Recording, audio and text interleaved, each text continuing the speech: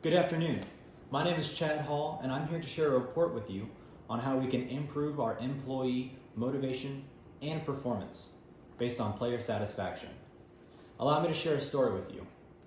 After a year of being a referee with the UNG intramural department, every single game I have come across an issue where I either didn't know the rules and had to call a play incorrectly, or face conflicts between players and our staff, and between staff members. This occurs with all of our employees and makes the department look bad. Our participants note that a lack of motivation and interest with our officials causes a decrease in our performance. This report will present research explaining the importance of the problem and offer 3 possible solutions, followed by my personal recommendation on how we can fix this issue. While some referees try to improve themselves or are intrinsically motivated, others are not motivated to improve and provide mediocre results at best. After interviews with both players and officials, it is shown that blatant, incorrect calls happen every game. Many referees seem uncertain about rules. Many referees appear to be uninterested in the sport that they are officiating, and referees are there just to make money and are not there for the love of the sport or officiating. These results can be traced back to a lack of employee motivation. The department needs to generate ways to create motivation and interest in being an official. Employee performance can be improved by changing our interviewing techniques to find more intrinsically motivated employees, training our supervisors on positive reinforcement, and increasing training time for sports rules and conflict resolution. The first alternative spends more time and resources seeking intrinsically motivated officials. While this option costs the most in terms of time, it costs the least financially. Intrinsically motivated employees are sparse, but continue to self-improve and bring the best performance to our department. Jessica Brial writes in an academic article, "Intrinsic motivation is focused on the pure interest in and enjoyment of a task and is the temporal present. Seeking out these referees would increase performance, but may require restructuring our interviewing techniques. The following changes might be made. We could add more rigorous interviewing to find our intrinsically motivated employees, additional interest surveys to reach a wider population and to figure out who might be intrinsically motivated, and testing for intrinsically motivated employees during our interviews." Again, while this doesn't cost anything monetarily, this will cost considerable time. While the first alternative costs the department time, the second alternative has minimal monetary costs and does not take as much time. Our second alternative would be training supervisors on positive reinforcement. During all of our games, during halftime and at the end of the game, our supervisors will come out and evaluate our referees on how they are doing.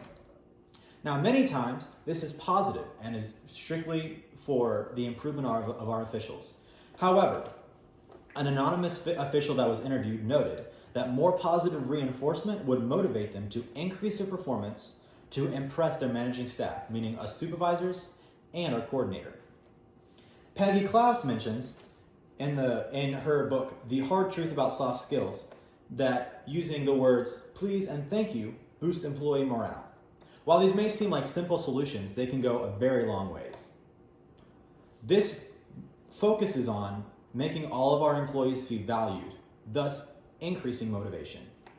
Now, this is our second least costly option and comes from 2 hours of supervisor training, with 7 supervisors earning $8.25 an hour, totaling $115.50. While Alternative 2 focuses on supervisor training, Alternative 3 focuses on training for our entire staff. Alternative 3 focuses on training time for sports rules and conflict resolution. Like I said in the beginning, after 1 year of being a referee, I have faced every single game issues where I either did not know the rules that negatively impacted the game, or faced conflicts between players in our staff, and between staff members. Now, there are 2 types of training that can achieve this goal.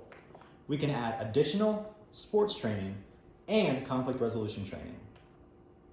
Additional sports training will give our referees more confidence in bizarre situations. Every game, there is a particular rule that doesn't happen often that I didn't know how to officiate. And we could improve this by adding more training for these different rules. Now, this training can be both mandatory and optional. It can be optional for intrinsically motivated employees who seek to become better, and we can add a mandatory training for those employees to help boost our department's performance. On the other hand, conflict resolution training can train our staff to be prepared for these difficult situations, such as the player-player conflicts, the player-staff conflicts, and between staff conflicts. Now, this all revolves around effective communication. Peggy Klaus states that precision in communication makes a dramatic difference. If we can improve our communication, we can improve our performance and player satisfaction. Now, this does cost the most, coming in at $417, which comes from 1 extra hour of sports training and 3 hours of conflict resolution training. And that comes from specifically 7 supervisors earning $8.25 an hour, in addition to 6 officials earning $7.75 an hour. While all these alternatives can prove successful, increasing training time for sports knowledge and conflict resolution will be the most effective. Overall, most of our player frustration comes from a lack of knowledge from the officials and messing up plays that could have been called differently and affected the outcome of the game. In review, we can fix this by finding intrinsically motivated employees, training all of our supervisors on positive reinforcement, and training all of our staff on sports knowledge and conflict resolution. Now again, we can do this through optional clinics for self-improvement. These optional clinics might include 1 meal a month for referees and supervisors to come together, and we could share plays, we could talk about difficult situations, and we could increase camaraderie. This option would not add any cost. These optional clinics would not add any cost and could improve all of these.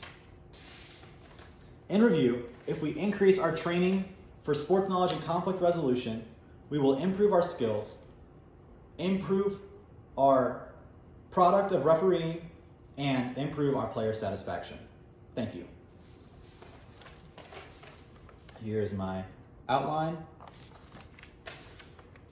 which I will again put at the end of this video. Thank you.